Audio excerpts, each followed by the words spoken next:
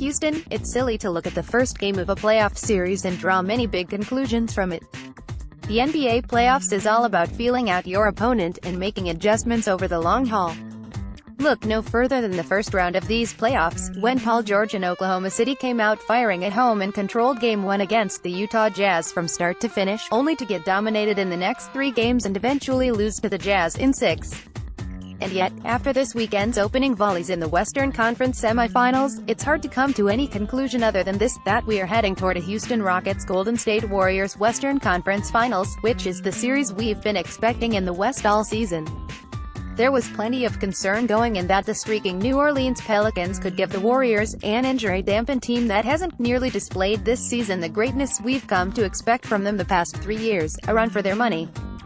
But in Game 1 on Saturday, the Warriors romped 123-101, with Kevin Durant and Klay Thompson scoring 26 and 27 points, respectively, and Draymond Green producing a triple-double that had him once again looking like the glue that's held this Warriors dynasty together. You may think that Anthony Davis, Jrue Holiday and crew could certainly still make a series of it. But then I'll remind you what Warriors head coach Steve Kerr said after the game about two-time MVP Steph Curry's return from injury for Game 2. He's going to play, barring a setback in the next couple of days. I feel comfortable risking a future shout-out from it. Old takes exposed and proclaiming the Warriors soon-to-be winners of this series. And in Houston on Sunday afternoon, we saw exactly what happens when James Harden plays like James Harden.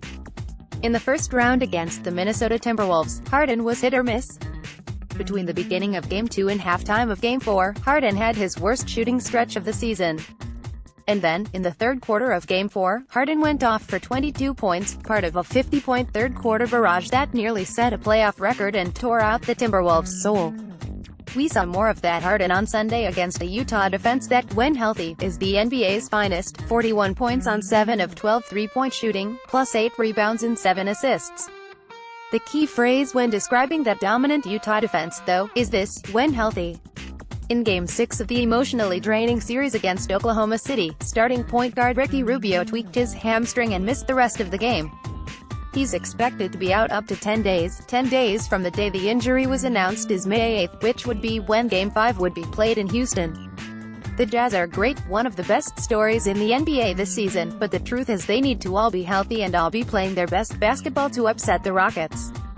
Make no mistake, they can do it. They have one of the NBA's brilliant coaching minds in Quinn Snyder, they have a top-2 defensive big man in Rudy Gobert, they have an electric rookie in Donovan Mitchell who is coming off a historic first-round series, they have a knockdown three-point artist in Joe Ingles, a big man in Derek Favors who has undergone a mid-career renaissance this season, and a few very useful role players in Jay Crowder, Royce O'Neal and Alec Burks.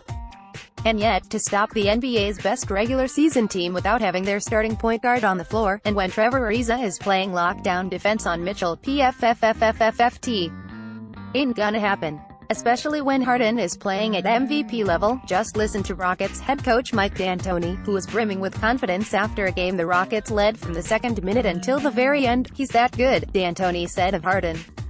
Just what he does with these stepbacks. He's 7 of 12 from 3. I don't know how you guard that. I don't know how you guard him getting to the rim, his passing ability.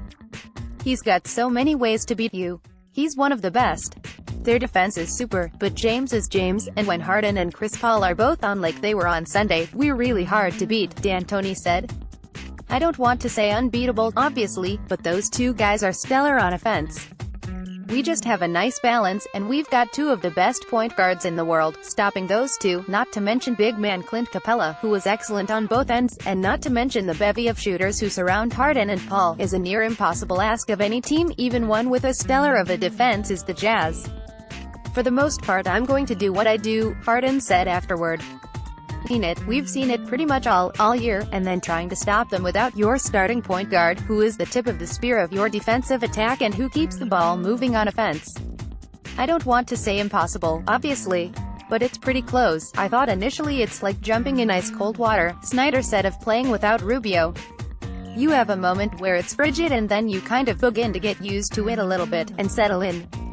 I kind of anticipated that from a lot of our guys, not because of the moment or the game, just because of the competition and how unique Houston is. I thought Dante, Exum, Ro, Natu, Alec, Donovan having to play more of the point. It's going to have to be communal from us. Guys can't be tentative. And I thought as the game progressed we kind of settled in. Here's where I am obligated to throw in the official sports writer hedge. Of course the Jazz can beat the Rockets in this series, and of course the Pelicans can beat the Warriors in their series. Nothing is preordained in sports. You still have to play the games. Crazy things can happen, especially when you have an all-world player like Anthony Davis, or an all-world defense like the Jazz. Throw in a couple more sports cliches here if you'd like. But come on. What D'Antoni came close to saying in the post-game press conference before he pulled back is that when the Rockets are playing like this, they're unbeatable in a 7-game series, especially against a less talented team like the Jazz. And when the Warriors are playing like this, especially once they get the heart and soul of their team back in Steph Curry, they're unbeatable in a 7-game series, especially against a less talented team like the Pelicans. What we saw in the opening games of the Western Conference semifinals should only buttress what we've thought since the beginning of the season. In 2 weeks, the only teams left in the West will be the Rockets and the Warriors, and it will be glorious. Two uber-talented, incredibly well-coached teams who should be playing at the height of their powers. At that point, everything will be up in the air. But at this point, nope.